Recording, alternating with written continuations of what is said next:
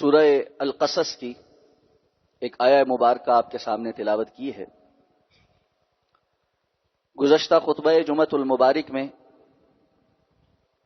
ہم نے حضرت موسیٰ علیہ السلام کی مصر سے نکل کر مدین کی طرف جانے کے اسباب اور پھر وہاں پہنچ کر ابتدائی حالات اور پھر ان کا دو خواتین کی مدد کرنا، ان کے جانوروں کو پانی پلانا، اس واقعے کی پوری تفصیل جانی تھی۔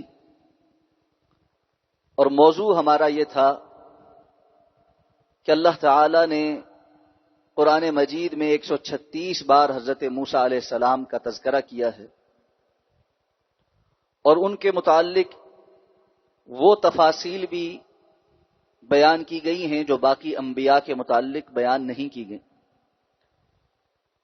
ان تفاصیل میں سے حضرت موسیٰ علیہ السلام کی شادی کا واقعہ، اس سے متعلق جو کچھ کتاب و سنت میں مذکور ہے اور اس میں موجود جو نصیحتیں اور سبق آموز باتیں امت مسلمہ کے لیے حاصل کرنے کی ہیں، اس پر ہماری گفتگو کا سلسلہ چل رہا ہے۔ قسم پرسی کی حالت میں بھوک اور پیاس برداشت کرتے حضرت موسیٰ علیہ السلام جب مدین پہنچے ہیں تو اس حالت میں بھی باوجود اس کے کہ سب سے زیادہ مدد کے وہ خود احتیاج رکھتے ہیں، جب دیکھا کہ دو خواتین مردوں کے اس رش میں اپنا کام بخوبی سر انجام نہیں دے سکتی تو آگے بڑھ کے بغیر کسی مطالبے کے اللہ کی رضا کے لیے ان کی مدد کی، اور پھر فوری طور پر ان سے رخ پھیر کر درخت کے نیچے جا کر تشریف فرما ہوتے ہیں اور اللہ سے سوال کرتے ہیں کہ یا اللہ، میں آپ کی طرف سے جو بھی خیر نازل کی گئی ہے اس وقت اس کا بڑا محتاج ہوں۔ یہ دعا کرنے کی دیر ہے کہ اللہ رب العزت کی طرف سے وہ خیر حضرت موسیٰ علیہ السلام کے لیے آنی شروع ہو جاتی ہے۔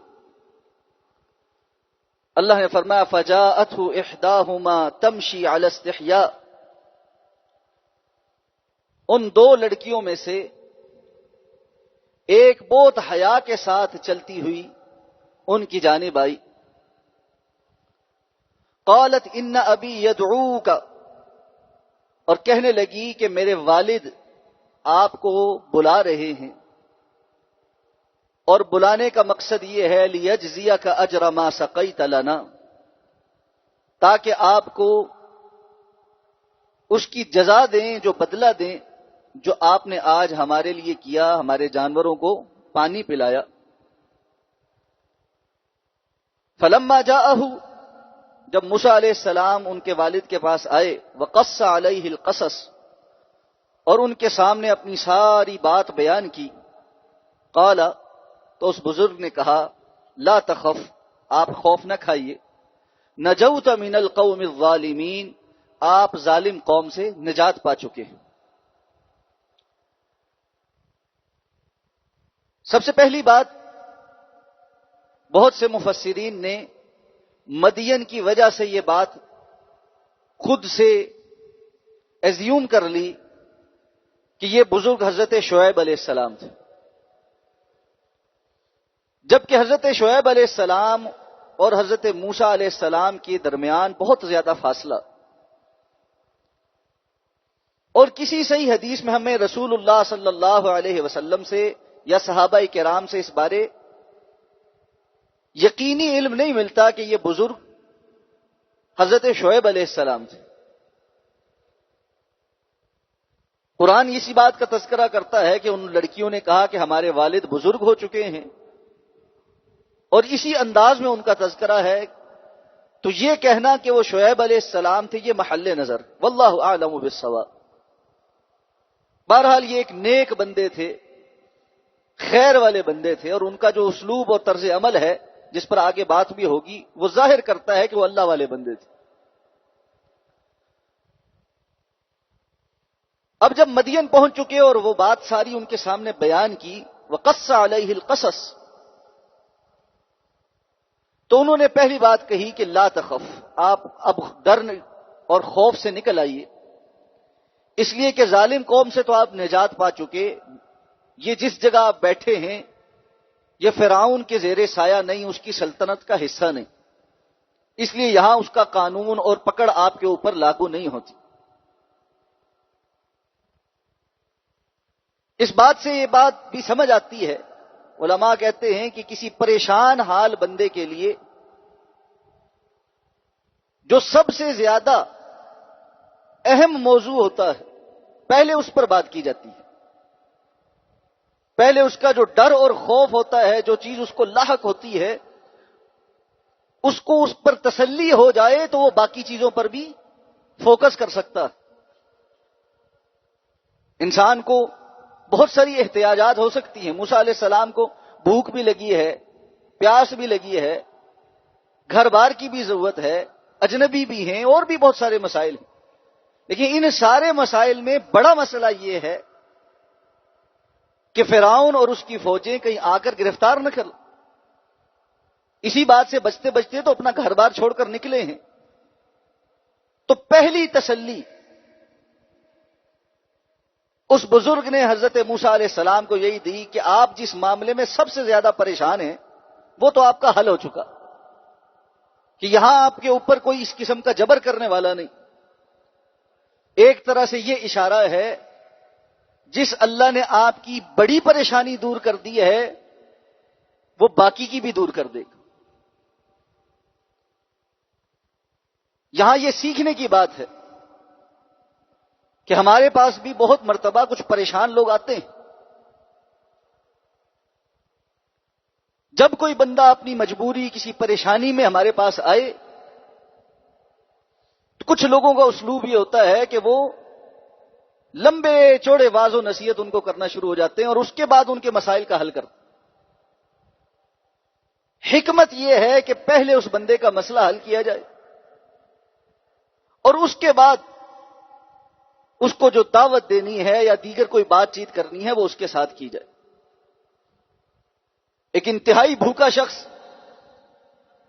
آپ سے لیکچر کے مقابلے میں جو 2 روٹیاں چاہتا ہے وہ اس کو میسر آ جائیں تو وہ آپ کی بات جس توجہ سے سنے گا وہ اس بھوکے پیٹ کے ساتھ نہیں سن سکتا۔ اور یہی معاملہ نوجوانوں کے بہت سارے مسائل کا ہے۔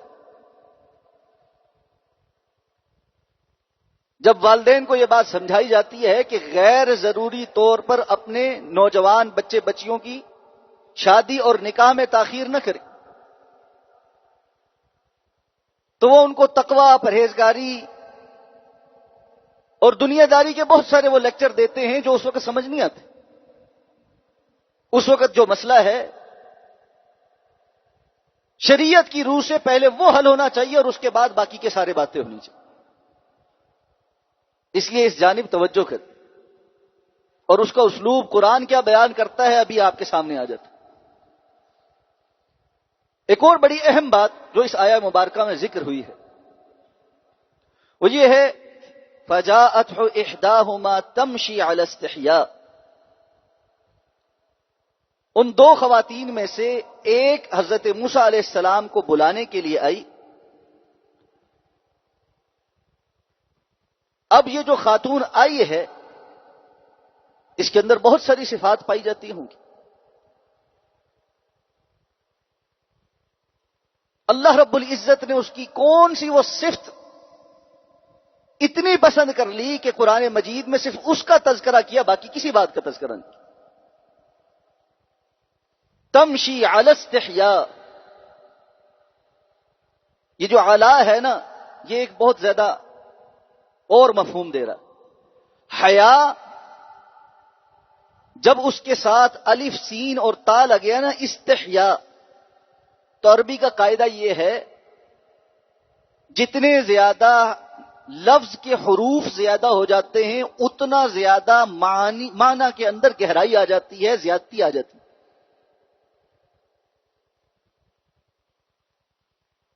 اللہ تعالیٰ یہ بھی فرما سکتے تھے وہ صرف حیا کے ساتھ چلتی تھی، کہا استحیا، اور یہ نہیں کہا تمشی بالاستحیا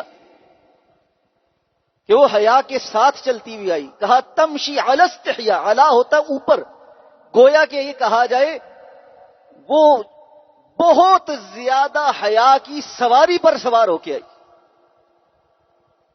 کہ گویا حیا ایک بڑی سواری ہو اور وہ پورے کروفر کے ساتھ اس حیا کے اوپر سوار ہو کے حضرت موسیٰ علیہ السلام کے پاس آئی۔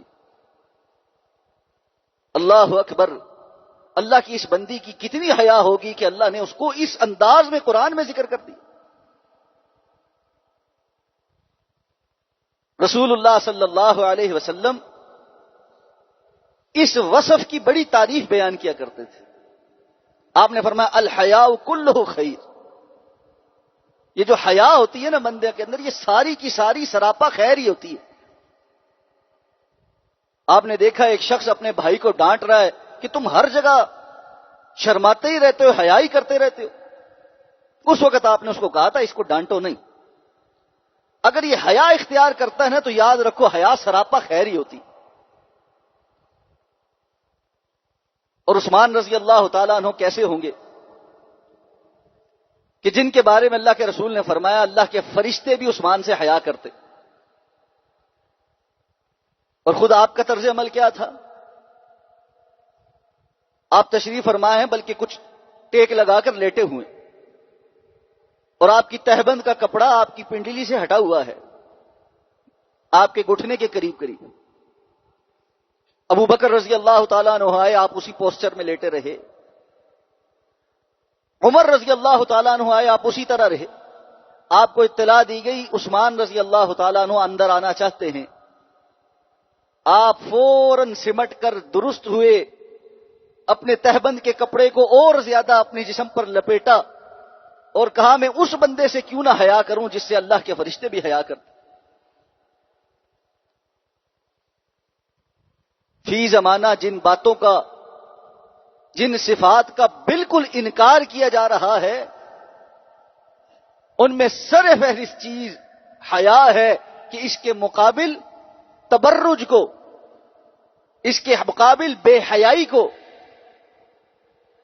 بڑے خوبصورت لبادے پہنا پہنا کر، بولڈ اور بڑی خوبصورت اصطلاحیں دے کر کہ یہ بندہ یا یہ خاتون بڑی آؤٹ سپوکن ہے، بڑی بولڈ ہے، بڑا جہاندیدہ ہے، جی بڑا اس کی تو ایکسپوجر بڑا ہے، بڑا انلائٹنڈ ہے، روشن خیال ہے، ماڈرن ہے۔ ان ساری اصطلاحات کے پیچھے جو ایک زہر چھپا ہوا ہے وہ یہ ہے کہ ہمارے معاشرے کے اندر سے حیا نام کی چیز کو ختم کر دیا گیا۔ اس کا نتیجہ ہے کہ آپ دیکھیں گے لوگوں کی زبان میں بھی، گفتگو میں بھی حیا نہیں۔ گفتگو ہے تو فحش ہے، بد کلامی پر ہے، غلیظ اور فحش قسم کی گالیاں ہیں جو زبانوں پر جاری ہیں۔ اس کا نتیجہ یہ ہے کہ اٹھنے بیٹھنے، رہن سہن، غمی خوشی میں جو حیا کے مظاہر ہونے چاہیے وہ سب مفقود ہیں، اور بالعموم اپنی زندگی میں دین پر عمل کرنے والے اپنی خوشیوں میں اس حیا کو گھر سلا کر آتے۔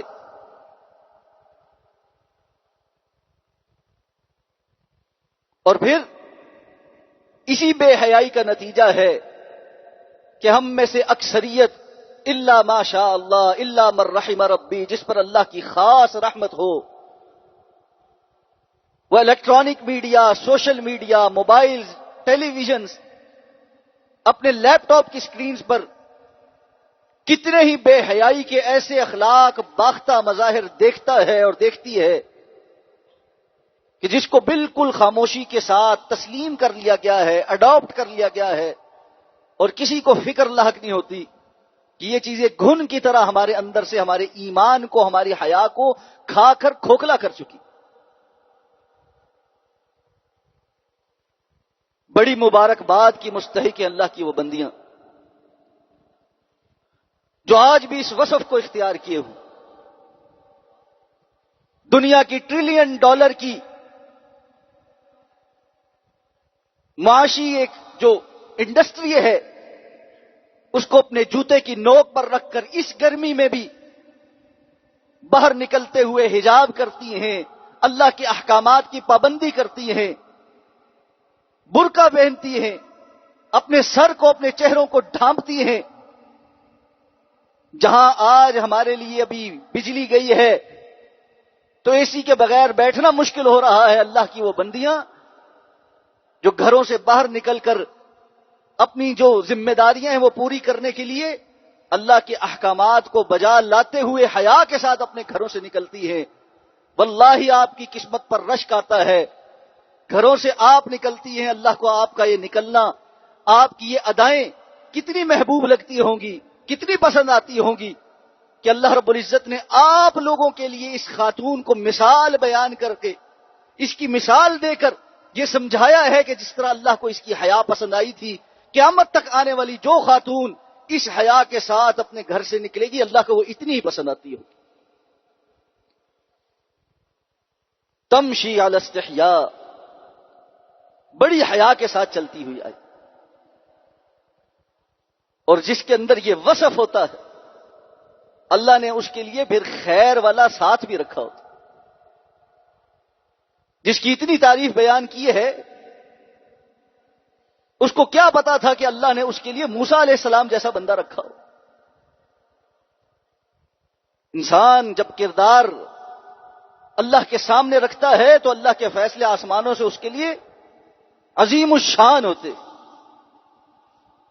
اس لیے مت پریشان ہو کہ دنیا کیا کہتی ہے، مت پریشان ہو کہ اگر ہم نے آج یہ کام کیا، حیا کے تقاضے پورے کیے تو لوگ رشتہ نہیں دیں گے۔ آج کل ماڈرنٹی کا زمانہ ہے، جب تک اس کے تقاضوں کو پورا نہ کیا گیا تو کوئی ہمارے لیے اچھا بر نہیں آئے گا۔ اللہ پر بھروسہ رکھیں، دینے والی ذات، دلوں کو مائل کرنے والی ذات، فیصلے کرنے والی ذات رب کائنات کی۔ اب جب یہ بات ساری ہو گئی اور حضرت موسیٰ علیہ السلام کو مہمان ٹھہرا لیا گیا، قالت احداہما، تو ان کی 2 بیٹیوں میں سے ایک نے کہا، یا ابتی، اے ابا جی، استاجر، یہ جو مہمان آیا ہے نا اس کو آپ اجرت پر ملازم رکھیں۔ کیوں رکھ لے؟ اس کی 2 وجوہات بیان کی۔ ان خیر من استاجرت القوی الامین، سب سے بہتر اگر آپ کسی کو ملازمت پر رکھ سکتے ہیں تو وہ ہو جو طاقتور بھی ہو اور امانت دار بھی ہو۔ یہاں یہ سمجھ لیجئے کہ ضروری نہیں ہے کہ یہ ایک ہی مجلس کے اندر ساری باتیں ہوں، ممکن ہے 2-4 دنوں کی بات ہوئی ہو، جب موسیٰ علیہ السلام اس گھر میں رہے، وہ بزرگ ان کے حالات وغیرہ دیکھتے رہے۔ یہاں مفسرین کرام نے ایک بڑا باریک نقطہ بیان کیا ہے، اور وہ یہ کہ مومن کی ایک فراست ہوتی، اور یہ فراست 2 + 2 4 کرنے سے نہیں آتی، یہ ایمان کا نتیجہ ہوتی۔ اللہ اس کو بعض مستقبل کی ایسی باتیں مشاہدے کے ذریعے سمجھا دیتے ہیں جو عموماً لوگ نہیں سمجھتے۔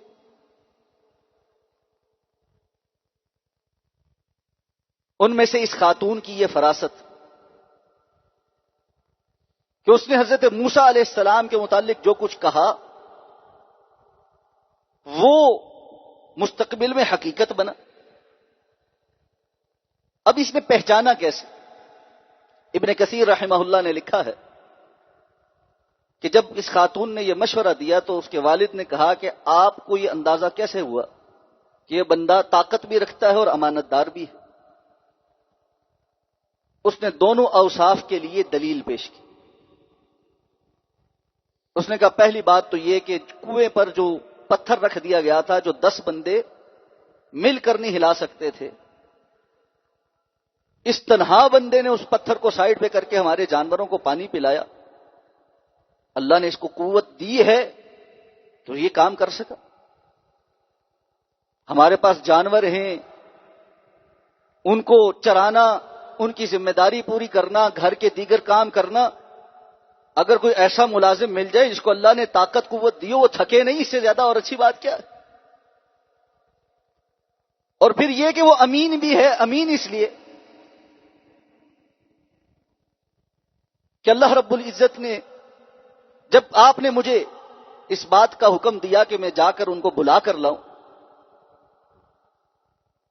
تو میں نے ان کے چلانے کے لیے آگے آگے چلنے لگی کہ گھر کی طرف رہنمائی کروں.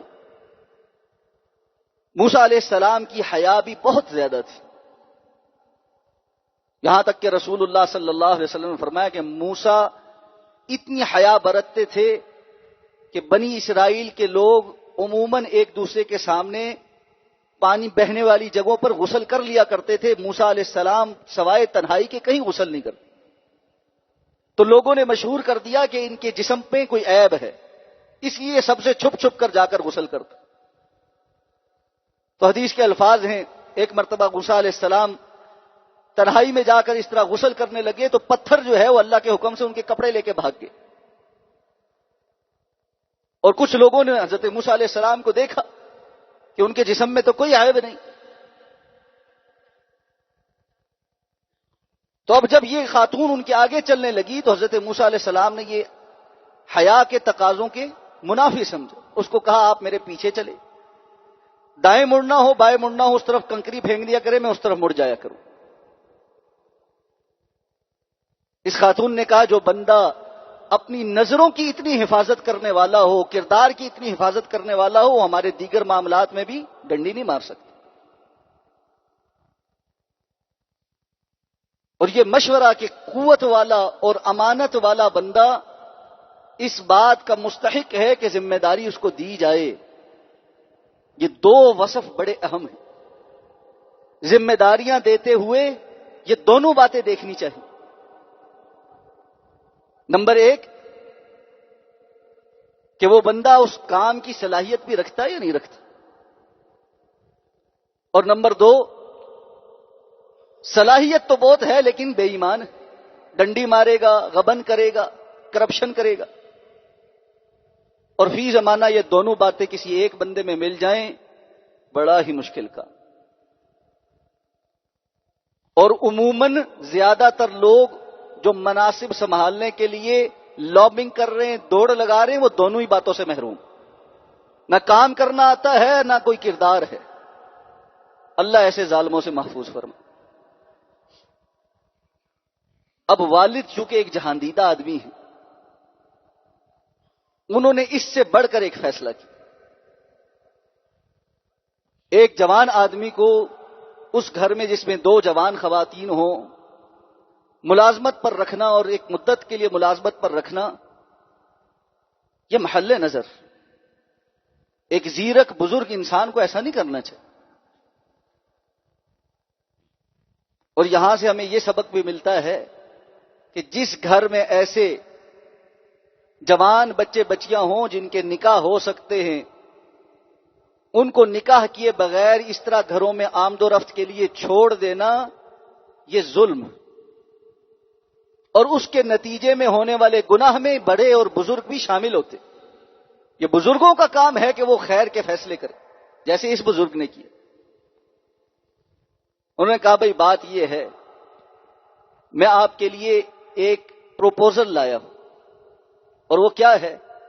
انی ارید ان انکحک احد ابنتی ہاتین، میں اپنی ان دونوں بیٹیوں میں سے کسی ایک کا نکاح آپ کے ساتھ کرنا چاہتا ہوں، لیکن اس کے لیے میری ایک شرط ہے، اور وہ شرط یہ ہے الا ان تأجرنی ثمانیہ حجج، کہ آپ میرے ہاں 8 سال ملازمت کریں. فَإِنْ أَتْمَمْتَ عَشْرًا فَمِنْ عِنْدِكَ، اگر آپ نے 10 سال پورے کر لیے تو پھر آپ کی مرضی. 8 میری طرف سے لازم ہے، 2 مشروط ہیں، چاہے تو پورا مکمل کریں چاہے تو نامکمل کریں. اب جب یہ بات ہوئی،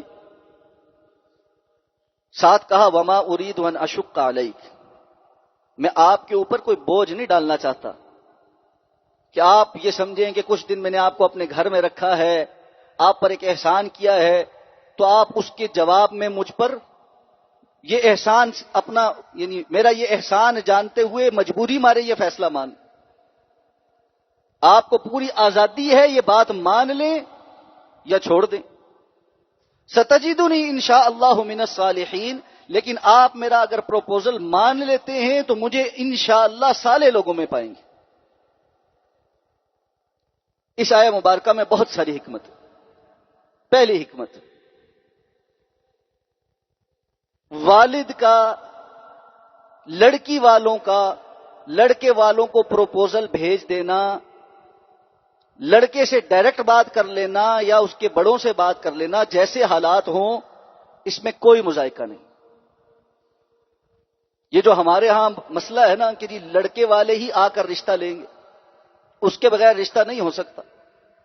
کتنے ہی گھرانے اس وجہ سے بیٹھے کے بیٹھے کہ کوئی آ کر رشتہ پوچھے گا تو پھر ہم رشتہ دیں گے، اگر ہم نے کوئی بات چلائی تو یہ تو بےزتی ہوگی. یہ فضول قسم کا وہ رواج ہے جو ہمارے ہاں گھروں کو تباہ کر رہا.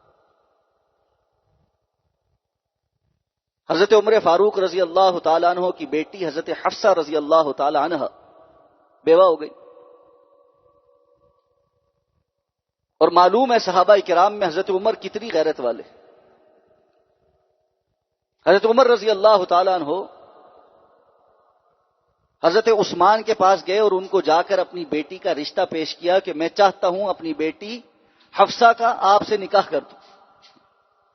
حضرت عثمان نے کہا کہ آپ مجھے کچھ سوچنے کا موقع دیں. کچھ دن سوچنے کے بعد آئے اور کہا کہ میرا اس وقت نکاح کرنے کا ارادہ نہیں بن رہا. اچھے انداز میں بات ختم ہو گئی. حضرت عمر کہتے ہیں میں حضرت ابوبکر کے پاس گیا کچھ دن کے بعد اور ان کو کہا کہ میرا ارادہ یہ بنتا ہے کہ میں اپنی بیٹی حضرت حفصہ کا رشتہ آپ کے ساتھ کروں. حضرت ابوبکر نے خاموشی اختیار کر لی. یہ خاموشی اس لیے تھی کہ کچھ دن قبل ہی وہ رسول اللہ صلی اللہ علیہ وسلم کی زبان مبارک سے یہ بات سن چکے تھے. اللہ کے رسول نے ان سے مشورہ کیا تھا کہ میں عمر رضی اللہ تعالیٰ عنہ کی بیٹی حفصہ سے نکاح کرنے کا ارادہ رکھتا ہوں. لیکن چونکہ یہ مشورہ تھا اور امانت تھی تو حضرت ابو بکر یہ ان کو بتا بھی نہیں سکتے تھے کہ اللہ کے رسول ایسا ارادہ رکھتے ہیں کہ یہ امانت تھی. اور یہ بھی ممکن ہے کہ اللہ کے رسول کا ارادہ بدل جائے، ابھی تو ارادہ تھا. اس لیے خاموشی بہتر ہے جب تک اللہ کے رسول کی طرف سے کوئی بات نہ جائے، میں نہ ہاں کروں نہ کروں. خود حضرت عمر کہتے ہیں عثمان رضی اللہ تعالی عنہ کا انکار نے مجھے کوئی غصہ نہیں دلایا جتنا ابو بکر صدیق کی خاموشی نے مجھے غصہ دلایا کہ میں نے ایک چیز ان کے سامنے رکھی، انہوں نے ہاں نہ میں جواب ہی نہیں دیا. اتنے میں کہتے ہیں اللہ کے رسول صلی اللہ علیہ وسلم کا نکاح کا پیغام آ گیا اور حضرت حفصہ ام المؤمنین بنی رضی اللہ تعالی عنہ. اس کے بعد حضرت ابوبکر نے پھر جا کے حضرت عمر کو وضاحت بھی دی کہ میری خاموشی کی وجہ یہ تھی، آپ دل میں بات نہ رکھیے. تو اس میں کوئی مذائقہ نہیں اگر رشتہ مناسب ہے. اور مناسب کیا ہے؟ اللہ کے رسول نے 2 باتیں لڑکے میں دیکھنے کو کہی. لڑکی والوں کے لیے جو نصیحت ہے وہ کیا ہے؟ کہا تمہاری بہن بیٹی کا رشتہ لینے اگر کوئی بندہ آئے اس میں 2 باتیں دیکھو، اس کا دین اور اس کا اخلاق. حالانکہ اخلاق دین کا حصہ ہے لیکن اس کو علیحدہ سے ذکر کیا کہ اس کے اللہ کے ساتھ معاملات کیسے ہیں اور عام لوگوں کے ساتھ معاملات کیسے ہیں. نمازی ہے، پرہیزگار ہے، اللہ کی حدود کی پابندی کرنے والا ہے، اور اخلاق میں لوگوں کے ساتھ لین دین میں، اٹھنے بیٹھنے میں، گفت و شنید میں کیسا ہے. اگر ان 2 باتوں پر مطمئن ہو پھر ذات، برادری، پیسہ، نوکری، اس سب کو چھوڑ دینا اور رشتہ دے دینا. اور اللہ کے رسول نے فرمایا اگر تم ایسا نہیں کرو گے تو زمین میں فساد ہوگا. اور وہ فساد ہمارے سامنے. ہم نے پہلے پیسہ دیکھنا ہے، نوکری دیکھنی ہے، پھر برادری دیکھنی ہے، پھر شکل و صورت دیکھنی ہے. اور کتنے گھرانے ایسے ہیں جو بعد میں تباہیوں کے بعد ہمارے پاس آتے ہیں، او جی ایسا ہے ایسا ہے ایسا ہے فلان ہے، اور ساتھ میں کہتے ہیں نماز بھی نہیں پڑھتا. میں سوال کرتا ہوں یہ نماز نہ پڑھنے کا معاملہ آپ نے پہلے نہیں دیکھا تھا؟ کہتے جی دیکھا تھا، ہم نے سوچا ٹھیک ہو جائے. اللہ اکبر. کتنے رشتے ایسے ہیں نیک صالح لڑکوں کے ہم نے لوگوں کو بتائے، اس لیے نہیں ہوئے کہ جی ابھی کماتا کچھ نہیں ہے. اور کتنے رشتے ایسے ہم نے لوگوں کو مشورہ دیا یہ بندہ دین میں ٹھیک نہیں، یہاں رشتہ نہ کرنا، کل آپ کو کھجل خوار کرے گا. وہ کر لیا اور اس کے بعد وہی ہوا جس کا ڈر تھا. اور میرے بھائی اور میرے بزرگوں، میری ماؤں، میری بہنوں، جو بندہ اللہ کا نہیں وہ آپ کا کیسے ہو سکتا؟ جو اپنے آپ سے مخلص نہیں کہ اپنے آپ کو جہنم سے بچائے، وہ آپ کی دنیا کے لیے آپ سے اخلاص کیسے برت سکتا؟ یہ وہ قاعدہ اور اصول ہے جو اسلام نے بتلایا ہے، اس کو سمجھو. اس بزرگ نے کچھ نہیں دیکھا کہ یہ تو ہجرت کر کے آیا، اس کے پلے تو ہے ہی کچھ نہیں، فرعون کی فوجیں اس کے پیچھے لگی ہوئی ہیں، یہ تو ایک قتل بھی پیچھے کر کے آیا ہے چاہے غلطی سے ہوا ہو، دھیلا اس کے پاس نہیں ہے، میں اس کو گھر میں ملازم رکھنا چاہتا ہوں. لیکن جو خصوصیات دیکھی تھی دینداری میں، امانت داری میں، حیا داری میں، اخلاق میں اور کردار میں، وہ بہت کافی تھی اس بات کا فیصلہ کرنے کے لیے کہ یہ بندہ میری بچیوں میں سے کسی ایک کا شوہر بن سکتا ہے، میرا داماد بن سکتا ہے. ان کو کیا پتا تھا 8-10 سال کے بعد اللہ نے اس کو نبوت عطا کرنی ہے اور یہ وہ بندہ ہوگا جو اولو العزم من الرسل میں سے ہوگا. کل کو اللہ رب العزت کس کو کتنی عزتوں سے نواز دے اور کتنوں کو اوپر سے نیچے گرا دے، ہمارے کو اختیار میں ہے. اس لیے اس بات کے فیصلے کہ اپنی بچیاں کہاں دینی ہیں، بیٹیاں کہاں دینی ہیں، یہ سوچ سمجھ کے کریں. اس سے متعلقہ مزید گفتگو انشاءاللہ آئندہ خطبہ جمعۃ المبارک میں کریں گے. اللہ رب العزت سے اس دعا کے ساتھ اللہ میں سمجھ کر عمل کرنے کی توفیق عطا فرمائے. اقول قولی هذا واستغفر الله لي ولكم ولسائر المسلمين برحمتك يا ارحم الراحمين.